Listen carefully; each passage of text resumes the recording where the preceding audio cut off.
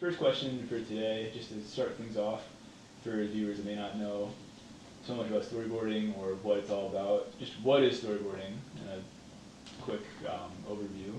Yes. Well, storyboarding it's the first chance to visualize a film. You know, if you think about it, you start out with a script, which is words, and the final product is a motion picture. So, you know, before you bring out all the cameras and sound equipment and all the crew, it's a chance to take the script and actually look at some pictures. Yeah, it's a chance for the director to think about what kind of shots he or she would need. And it's usually a rough form. It looks kind of like a comic book, but just drawn in a rough form because it's not a finished product. You know, it's an intermediate step towards doing the actual photography. So, when you get called in for a job, what are some of the different assignments that you get? Like, at what point do you get called in during the movie making process? Like earlier on or later on? yes, yeah. Ideally, it would be early on, when there's time to really, you know, think about things and plan ahead. And then some directors, well, a lot of movies are made without any storyboards at all. Yeah. So it's really usually the director's decision about whether to do it. And then you have anywhere from you're more likely to storyboard, you know, an action sequence or a chase or something with, you know, explosions. Something where the, you know, camera angles are more heavily involved with how the scene plays out, maybe, yes, than something where it's, you know, like this with an interview or exactly. Yeah. Traditionally, a director would be less likely to storyboard, you know, a dialogue scene or something, and more likely to storyboard, you know, something with involving stunt people, and, you know, something that's going to be really expensive. If something's blown up, yeah, you know, they can only do it once, so yeah, they really need to know what the shots are going to be ahead of time. But then other directors do storyboard the entire film, including the dialogue scenes.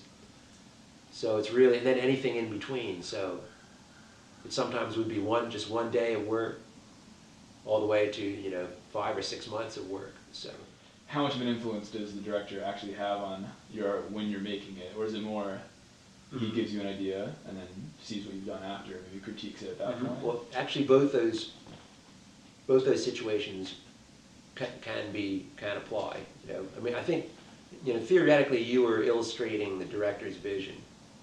So, on the one level, you might have a director who's already thought a lot about what shots he wants, and he has a shot list, and he just either hands it to you in a paper or tells you, and usually, you know, you sit down together, and oftentimes they've already had some of the locations are picked out, so they might either take me to the location in person or show me photographs, and then he would describe the action and what angle he or she would want. But then other cases, there's just a script, like I said, it's just words, and the director, for one reason or another, doesn't tell me really anything. Yeah. And I end up just having to look at the script and try to find out what I can about what the locations look like and what the characters look like. And then I just go and do a rough first pass by myself. And then take it to and show that to the director. And a lot of directors would rather have me take the first pass myself, and then they'd like to say, I'd like to see how you would do it, and then they will give it a critique and say, you know, no, I would use a different angle at this point, you know, and that kind of thing. Is that more common in directors that maybe don't have as much experience and are less confident in their ideas and creativity, and maybe you know, want to see what you have to say first before they you know, and then kind of build off of what you've done? That's definitely true. I do get a lot of calls for, you know, first-time directors, because often the producer will think, you know, we need to get the director all the help they can get, and storyboarding is really like a tool that they can use. So it's relatively inexpensive for the production to hire one illustrator to actually do a version where you can kind of look at the storyboards and kind of see what the movie would look like. In those situations when the director maybe needs as much help as he can get, and you know, needs help with just his ideas and turning that into scenes. Do you sometimes sit around like longer than you would with directors that maybe have more experience? Like, instead of just drawing the pictures and then handing it off to the cameraman, do you sometimes have a role in actually directing, with helping the director turn that into an actual film scene? Well, that is, see, in a way, if you think about it, if you have a scene and you eventually want to shoot it, but you want to storyboard it first, you have to decide, at least for the storyboards, what are the shots. And see, that's where, ideally, the director should know what shots they want to do, but in practice, a lot of times they don't. A lot of times the director is also the writer, and they're more of a verbal-oriented type person. They think more in terms of words rather than in pictures. So they might feel a little insecure about what would the shot be, and then they're very self-conscious. Oh, I can't draw myself. Sometimes they might draw a stick figure, but even that is helpful to me because it shows how big the head would be in the frame. So that gives me some idea of like what they're thinking. Yeah. But yeah, and it's also true in a lot of films, the cameraman really comes up with a lot of the shots too. Some directors, interestingly, even though it's a visual medium, are not that interested in the pictures. They're way more interested in what's the dialogue here, what are the characters. I wrote this screenplay, but they aren't, interestingly, that concerned with pre-visualizing the pictures. In those situations, like the director who maybe isn't as comfortable with the actual filming process and doesn't really understand how things are filmed, and there might be a little bit of naivety about like what shots are possible or practical. At that point, does it help you to have a cameraman there kind of critiquing your drawings and telling you, this shot's possible, this shot's not possible, so that you don't make a series of, storyboard art that reflects what the director wants, but isn't possible or practical for the camera crew?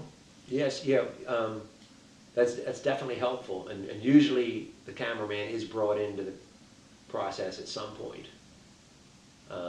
But if, in my position as a storyboard artist, if the director tells me to draw some shot, I'm going to draw that, and then if he takes that drawing, shows it to the cameraman, and says, cameraman tells him, yeah, I'm sorry, that's not possible to get that angle. That's really between those two, Yeah.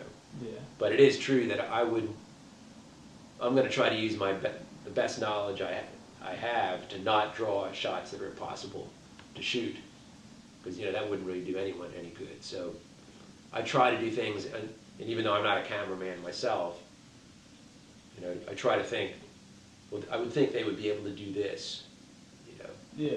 But it is true that in a lot of ways you can really draw anything.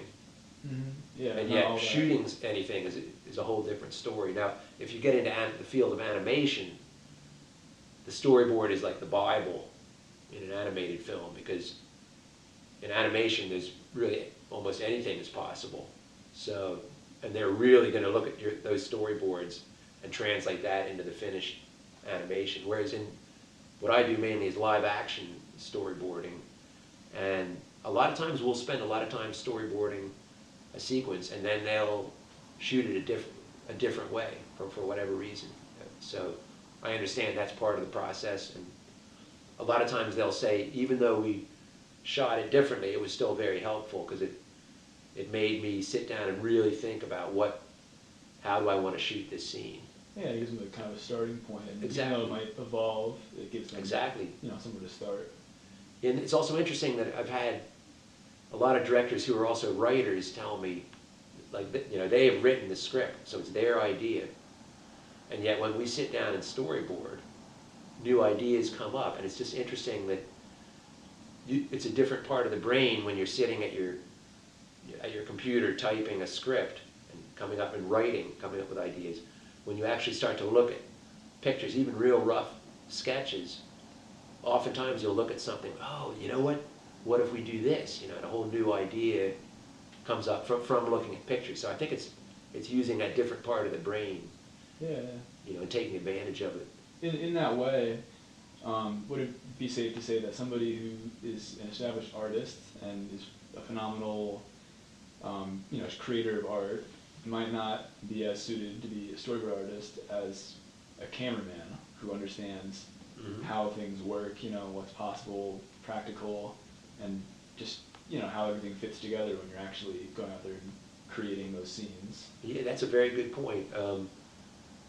Because in a way, being a storyboard artist, you have to unlearn a lot of things you learned as a fine artist or someone who does finished illustrations, because you naturally want to make a drawing that's very pretty, or you know, or you want it to look finished. You know, you want to spend really as much time as you need to get the drawing right. But in storyboarding, you're often under a lot of pressure to do a whole lot of drawings in very little time.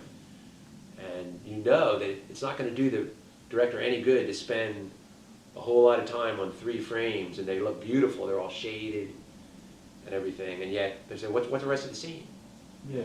Oh, I didn't have time to do it. You know, that, and they might just end up scrapping that scene that you've done if they don't like it, and you've got to start over. Well, but yeah, they'd have to scrap the idea of storyboarding it if they ran out of time. So it's really important when I get a scene to do, I kind of look at the whole scene. I don't look at individual frames yet. And I try to block the whole scene out. It might be 50 frames, might even be 100 or even more. But I really try to block them out in a really rough form of kind of layouts first and get them all in there, and then start to work up and put more detail in. And then I always show an early version to the director first, because I don't want to spend a lot of time refining drawings that the director does not want anyway. You know, so there's little ways you realize you have to kind of be efficient.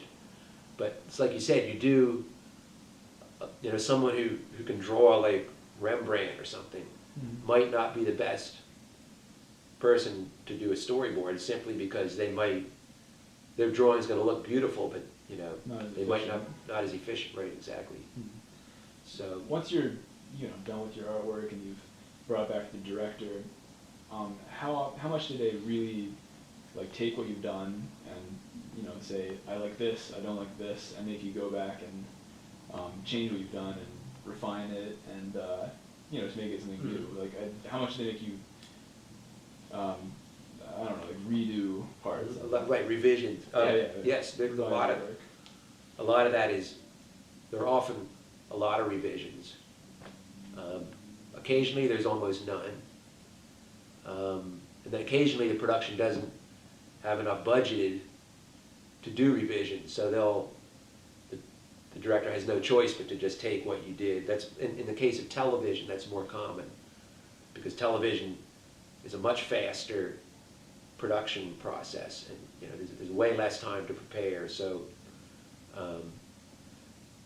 they would just oftentimes not have as much time to do revisions. But usually there are revisions, because again, it's the director's vision, ideally, of the movie, and you know, you're not going to get it exactly the way they see it the first time out, usually. So, so like, you know, that's in movies for the most part, right? But you just mentioned TV shows as well.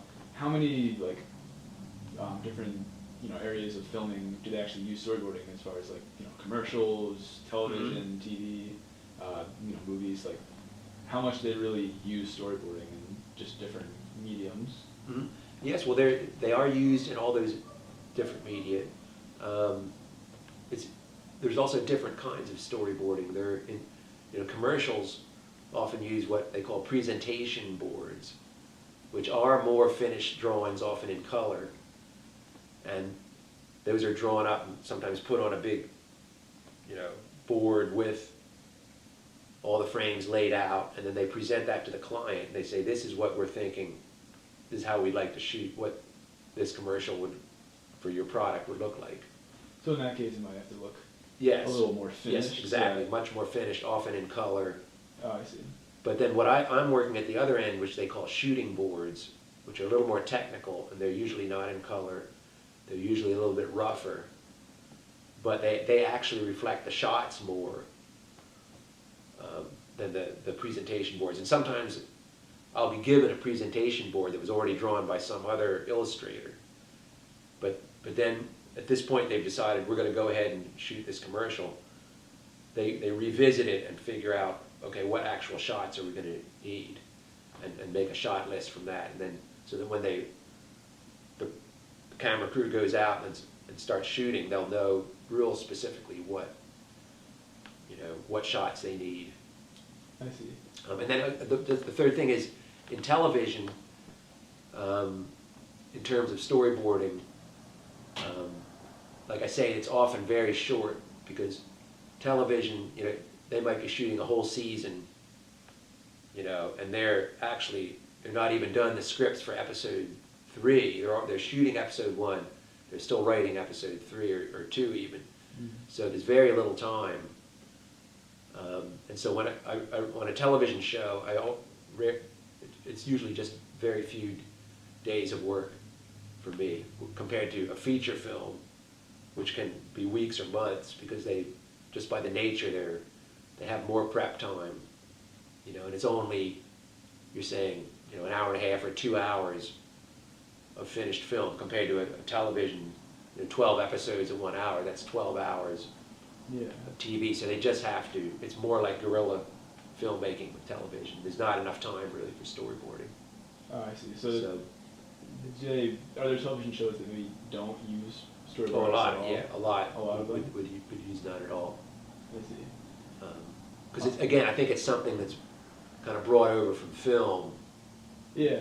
And it's a great tool. I mean, I think ideally that the television directors would love to use it, but it's just time standpoint. It's a time thing, and they have so much on their plate and so little prep time that there's just not real time to do storyboarding, for television. So although some shows, like especially that are like a higher quality, they treat the television more like a film, and they do allow enough time for some storyboarding.